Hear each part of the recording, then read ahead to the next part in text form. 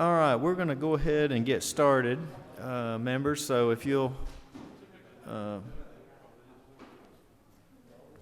come to order, welcome.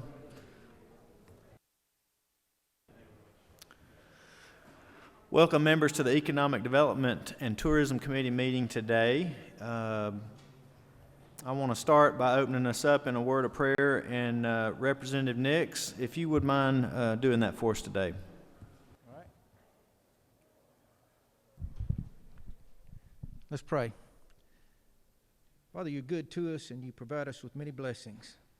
May the things that we do and say during this meeting be a blessing back to you. In Christ's name, amen.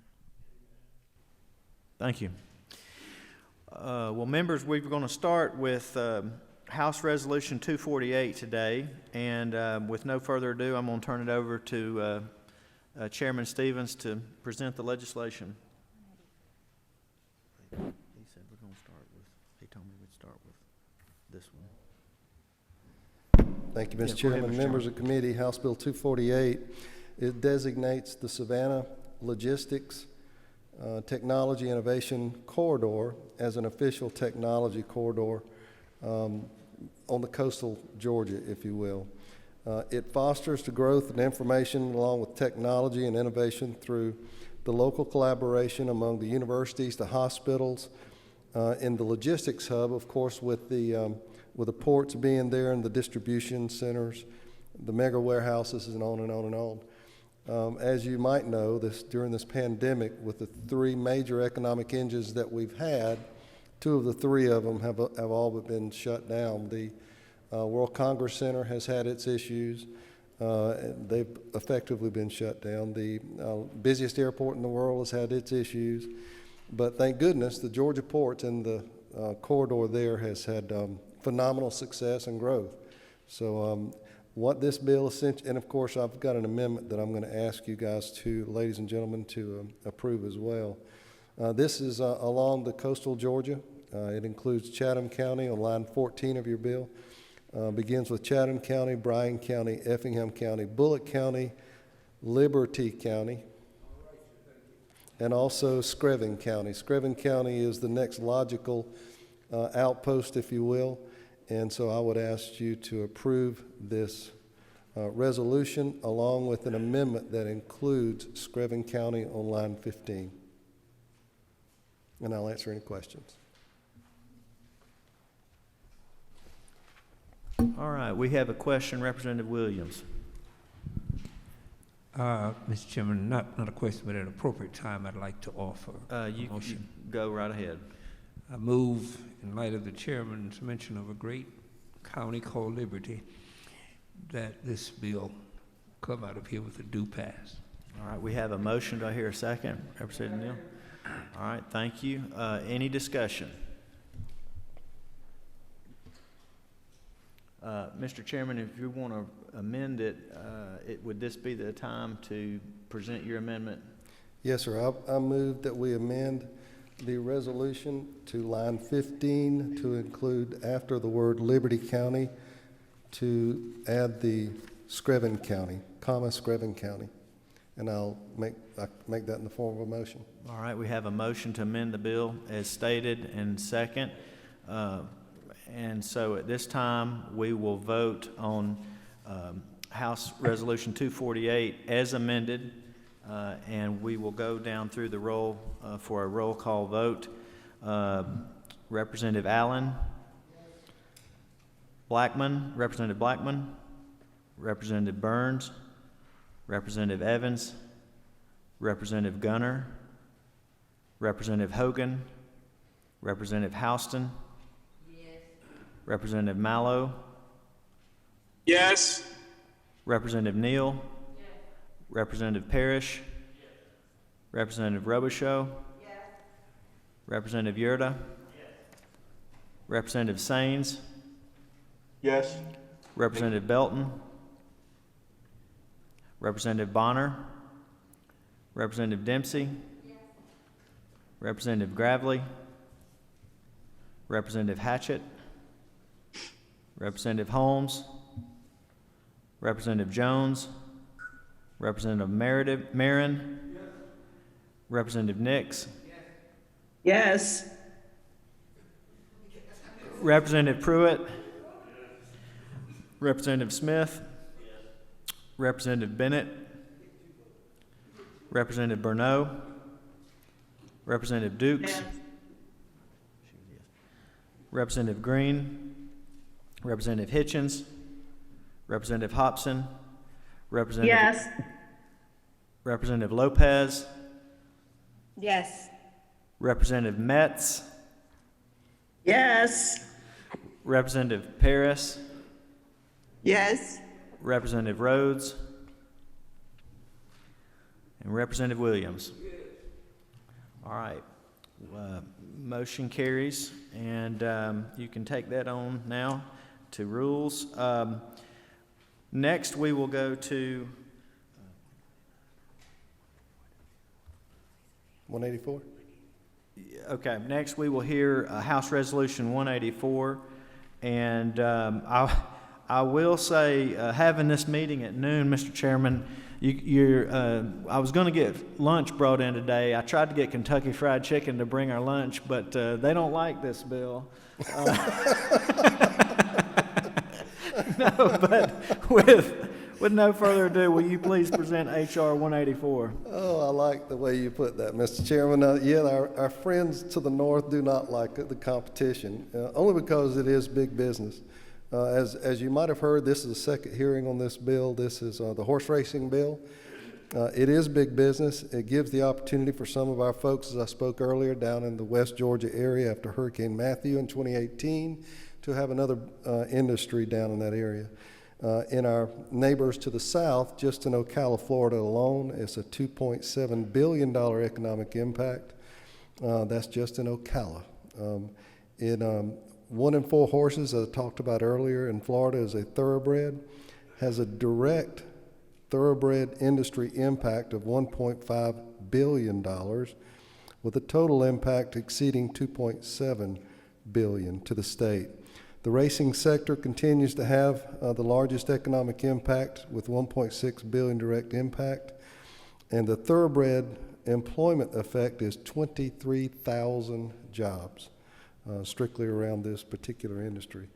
Mr. Chairman, as you look at the substitute here, you'll notice on section 1, it begins to talk about the amendment that Representative Evans put in here. This will bring, as I mentioned in rules, whenever we're talking about sports betting, we're currently overfunded in our lottery reserve.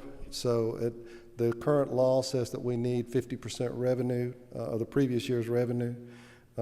This amendment, just as it was added in sports betting, would make a floor and a ceiling. We have no ceiling. Today we're about $600 million overfunded in the reserve.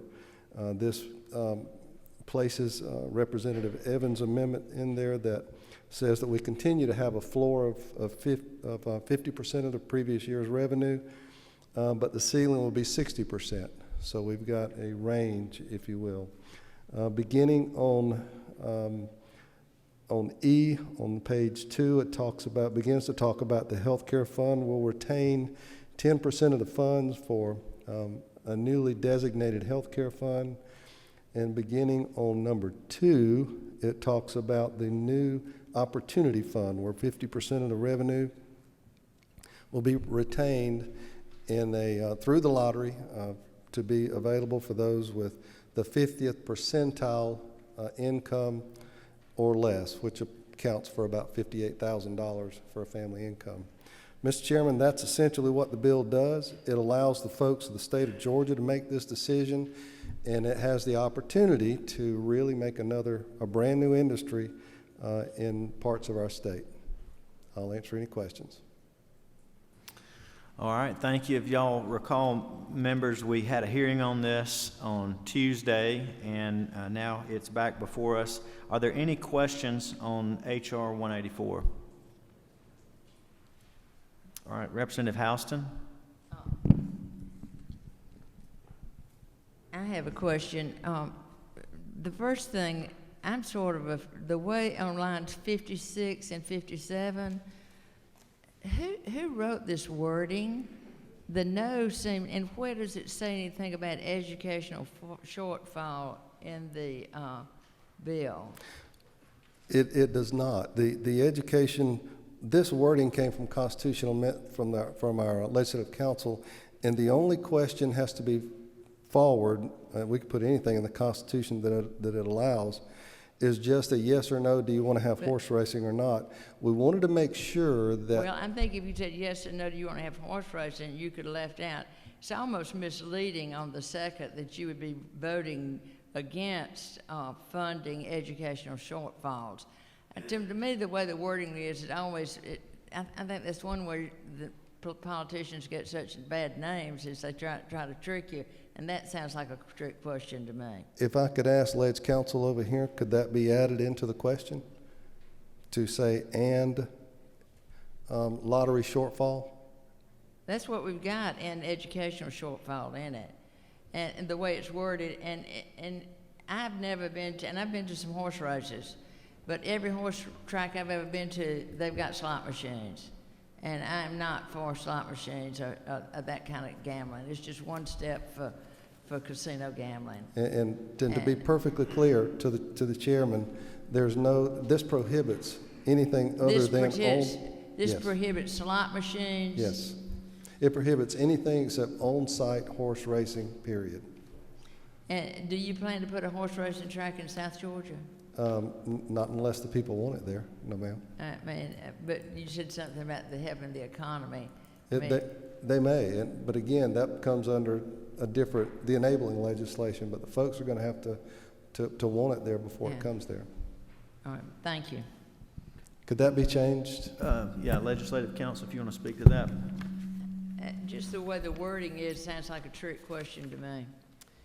Yes, I think that Y'all devised this question? Ma'am? You wrote the question that way?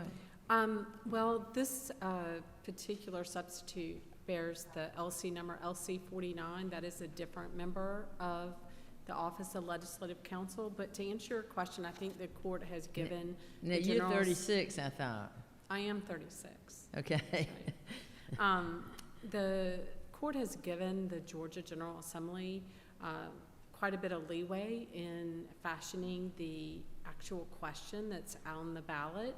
So yes, I think you can amend that. In terms of where that provision came from, if you will look in the substitute on lines 13 through 20, that is the provision that deals with the educational shortfall reserves. So I think that the attempt was in the question so that it wouldn't just give the voter the idea that all they were voting on was horse racing, because that provision that deals with the shortfall reserves would actually apply broader than horse racing. So I think the attempt was to capture both of those concepts into the question, but you can revise the question if you would like to. Thank you.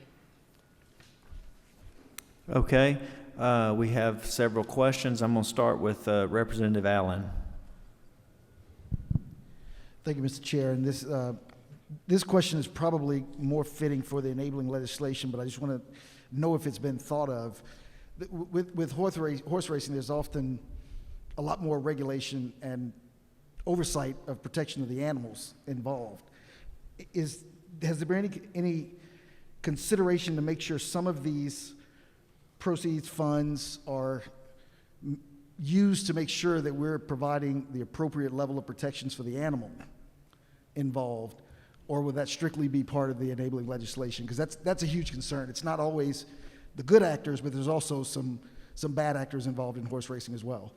True, and that's in the enabling legislation that'll come. We wanted to make sure that there was no wiggle room of what this money could be spent for. So we put, you might say, no pun intended, we put the cart before the horse. We want to make sure that everybody understands that if the people vote on this, where the money's going to go, the proceeds are going to go. But the enabling legislation will have that, and also the lottery already has a fund that they have for problem gambling, if you will, but we need to look at that closely. Thank you. Chairman Nix. Thank you, Mr. Chairman. I agree with my friend Chairman Houston, you know, this whole thing is a deception. You know, we don't talk about the abandoned animals. Everything's going to come later on. We've got this pie in the sky. We talk about Ocala. Ocala doesn't even have a racing venue, as I understand. They raise horses there. But they've got agreements all around the country, so to make out like Waycross is going to become Ocala is really a deception. This bill to Legislative Council is not about hope. It's not about health care. It's about gambling. And I think we're being deceptive to everybody to put anything else in it. People, what we're being asked to do is being asked to eat a frog. It's a big old nasty, ugly, slimy frog. But since it's not appetizing, we're going to dip it in some chocolate. We're going to have a chocolate-covered, big old nasty, slimy, ugly green frog that they still want us to eat. So it's time to just get this charade over. Let's vote this thing down, and let's move on to do something that's good for Georgia rather than putting this pie in the sky and trying to get people all hyped up as if we're going to take care of South Georgia. This will not take care of South Georgia. Thank you, Mr. Chairman.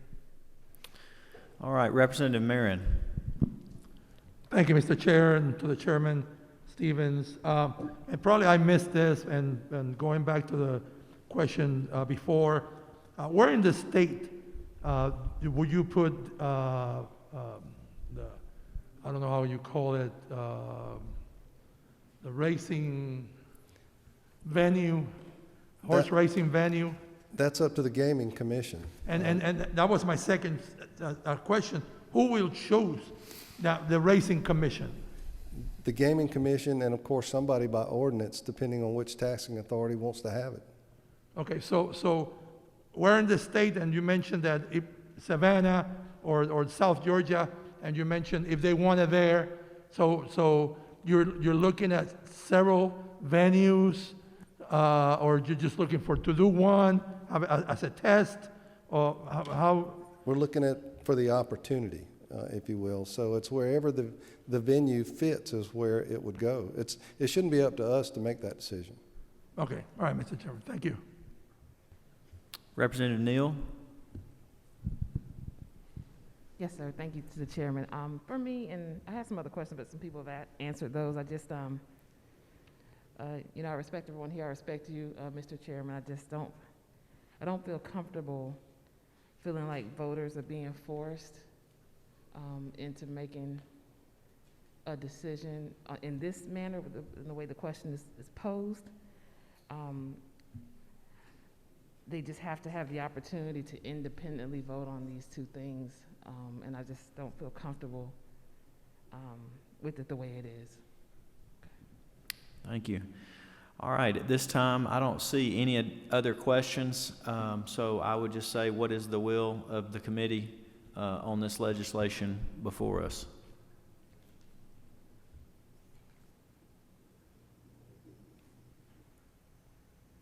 Having no motion, Mr. Chairman, it sounds as though, is there anyone online? No, sir. Okay, having no motion, then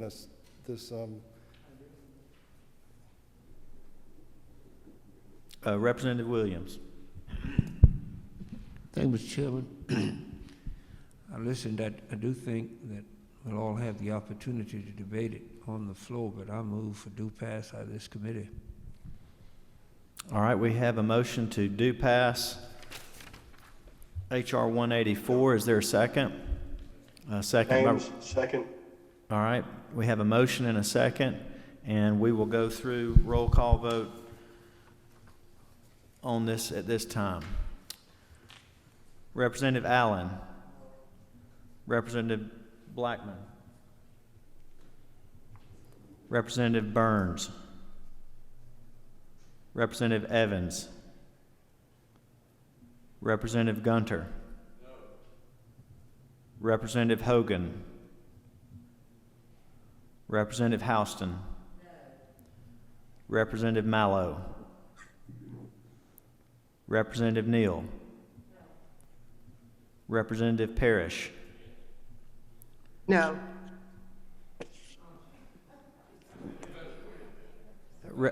Representative Robichaux. No. Representative Yurda. No. Representative Sains. Yes. Representative Belton. Representative Bonner. Representative Dempsey.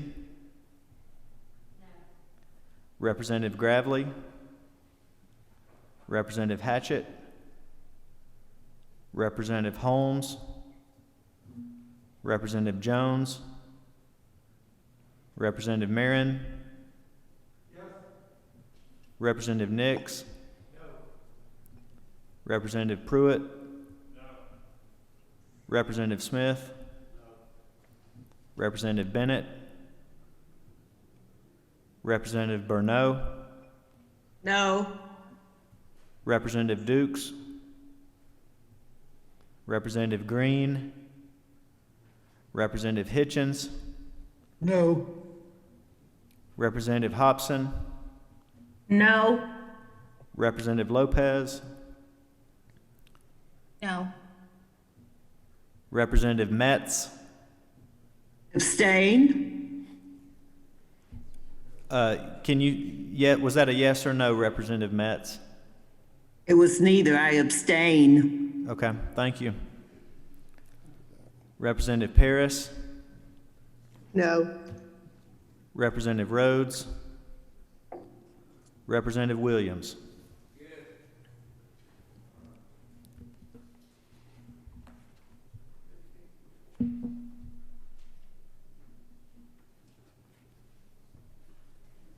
All right, at this time it does not pass.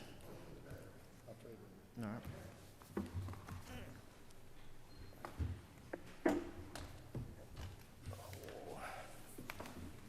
Thank you, committee. We have another bill. Representative Neal, would you come present your bill? Or would you like to present it from there?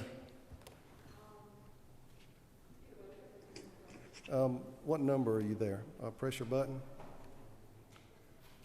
Number 12, okay.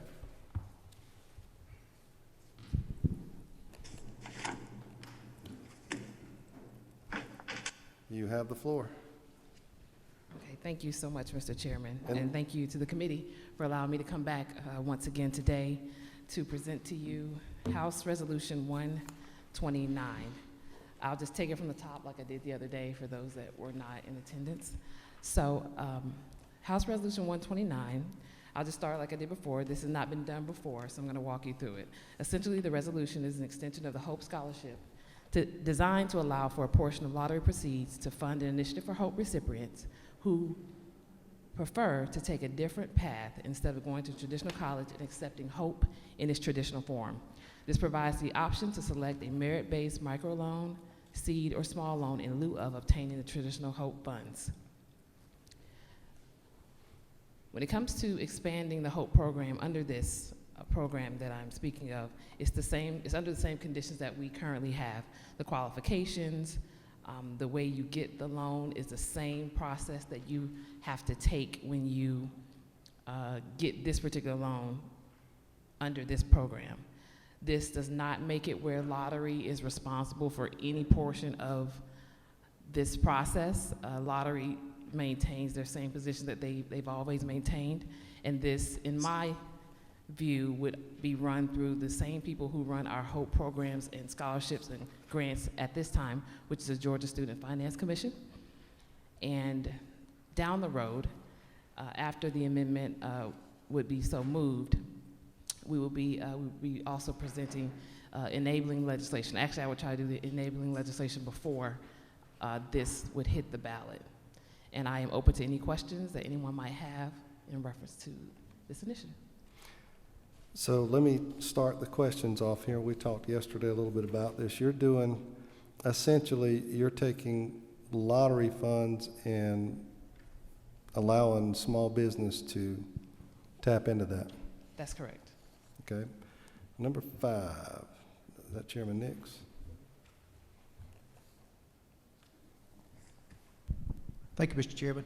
As you look at the question there, it says to provide for one or more games operated by the state lottery to support economic development.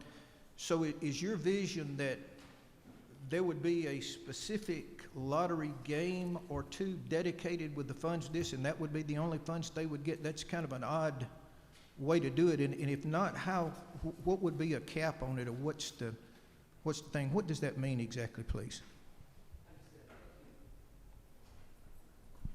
Understood. Thank you so much for the question. So yes, like the chairman before, this was the question that was kind of designed by Legislative Council, and we went back and forth with trying to determine what that should look like. Of course, I would not try to do anything that would take large sums of money away from the Hope Scholarship Program, but based on how the enabling legislation is drafted, even if it's starting with a very, very, very small percentage, or if that percentage is equivalent to one particular game, I would like to start the model out small first, and work the students through that process before trying to acquire more Hope funds for some of the loans for the students. That will be the goal. Number 44, Chairman. Well, thank you, and I think this would be a good thing, but I think first we've got to fully fund all pre-K and kindergarten before we expand the lottery to other programs. And, Okay. I think this would be good down the line, and maybe we can find a place for it, but we've got, I hear from home certain kindergarten people on a waiting list, and we need to completely fund that first, it's my opinion. But I appreciate her bringing it. I think it's a good idea, but maybe we can find a place for it somewhere else. Understood. Thank you so much. And I actually, just like the rest of the committee earlier this week, I had no idea about the $1.1 billion that we have sitting in reserve.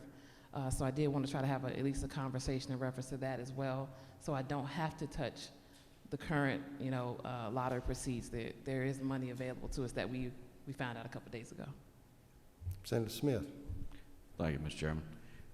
I too think it's a great idea, a way to get these young people into business, small business. I guess I look back at the way the legislation was drawn so tightly years ago, and that passed a couple years before I got in here, and then we've actually tightened it up a little bit more since then.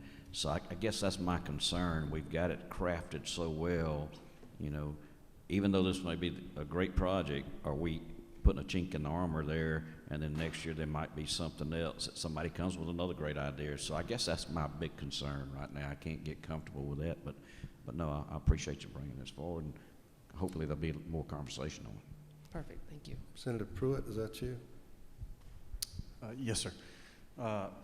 Representative Neal, I agree. Echo some of the sentiments here that was mentioned, that it's a great, noble cause, I guess, for economic development. But a couple concerns, like you said just a minute ago, is those funds, now that that other resolution didn't make it, I think that needs to be split out. That needs to be targeted to put a cap on that so that those funds can be reintroduced. It's kind of strange that just keeps building equity like that. But another one is I agree with what was mentioned over here about I think education needs to be targeted first so that we're fully funding that thing. And then number two is that the nature of microloans are typically considered, especially in a startup, as a very high risk loan. And so defaults and things like that is always something I'd always be concerned about, is how is that going to be targeted in this case, especially when you're dealing with a state agency that it's impacting. It's one thing for a bank to do it, but it's different maybe if a state agency you default with them. So I'd really be curious how that stuff is handled, and this being a resolution and not a bill, we won't be able to see that until later. But thank you so much. Thank you so much. I appreciate your feedback. And yes, so I definitely think, especially if it doesn't move out of this committee today, I am going to focus on the enabling legislation. I already actually have government entities who want to volunteer to try to pilot this program out this year in their area. So if it doesn't move today, just know I will try to come back with it, and I'll try to come back with it with the enabling legislation. Representative Marin.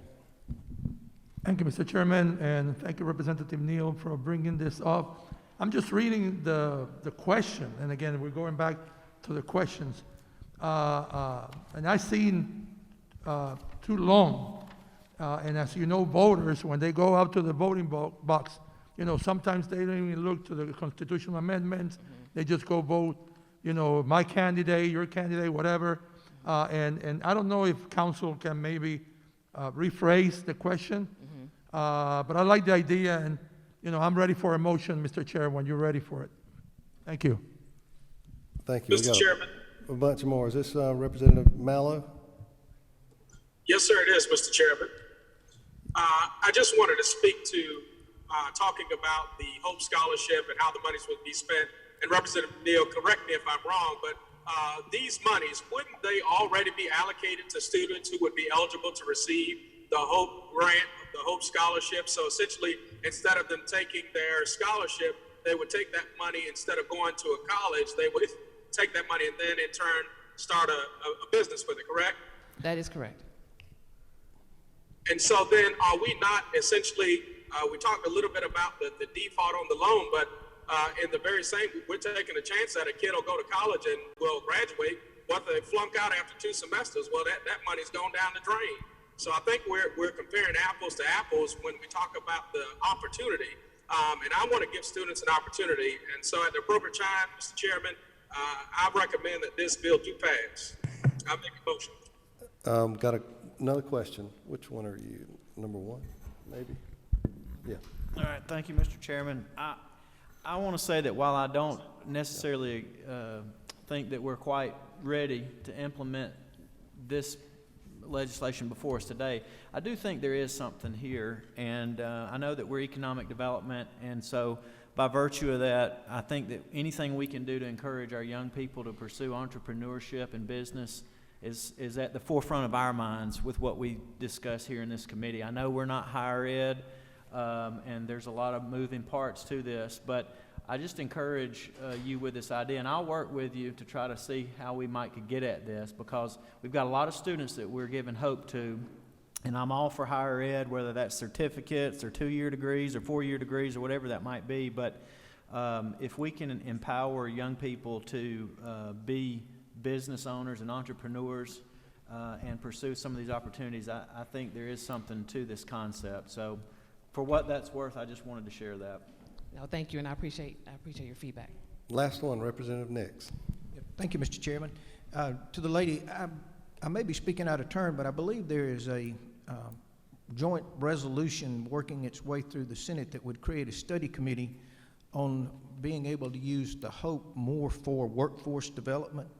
Okay. And this may be an avenue to kind of flesh this out. I think the idea is good, but the details are, pretty shaky. Yeah. But I believe that's true. Some of you may shake your head. That is true. That it is working its way through, and what it will take up, I don't know, but you may want to just be aware of that. Thank you. Okay. Thank you. Okay. I'm sorry, what number are you? Going to get in workforce development. I think the state gets about $83 million in workforce development, and I think Georgia has a waiver on that workforce development that we can use some of that money for in school. But I do have a list, and we're working on a current list of federal and state plans and economic development that you can get loans from. And that's what they're working on the list for me now, update list. Okay. Morgan, you have that list, don't you? Working on it. The one that we were going to get an update from, I don't know when we'll have it. We were going to ask Economic Department of Community Affairs to give us an updated list, and we'll get you that list. Okay. Of where they can get loans. Okay. Thank you, ma'am. Okay, we're in the posture of a motion, if there is any. Yes, sir. Representative Marin. Thank you, Mr. Chair. I do a motion, do pass. Okay, what number was? Forgot the number. This is HR 129. House Resolution 129, LC 490333, and motion do pass by committee. We have a motion. Is there a I second? second. And we have a second. So We will go around the roll.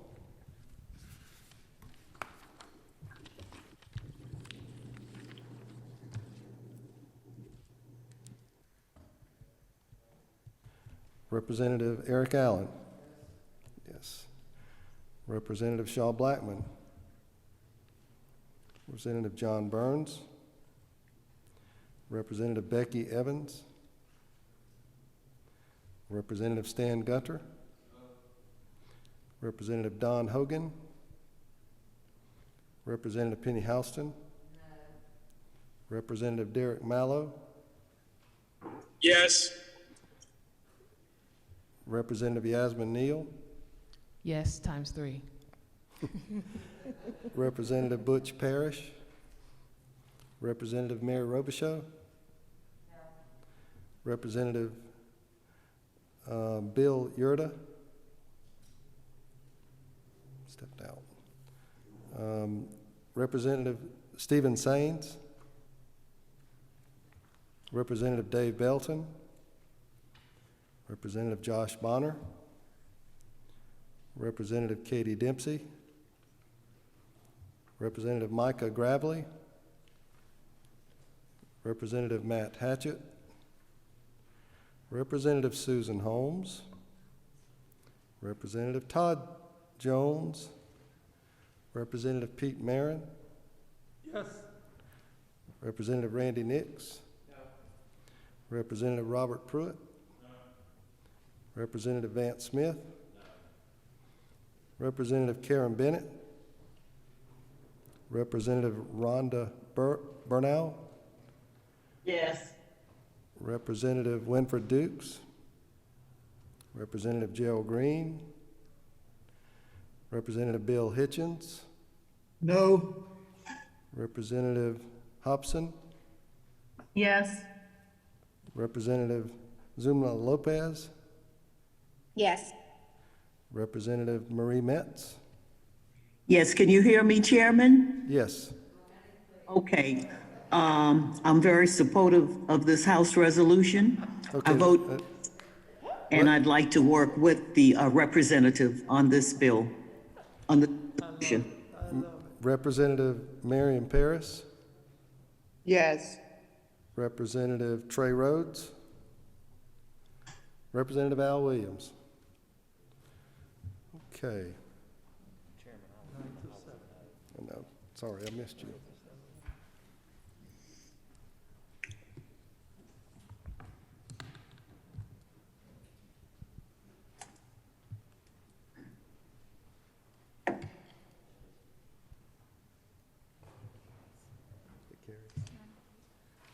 Motion carries 9-8. You move on to the Rules Committee. Thank you, sir. Thank you to the committee. We're adjourned.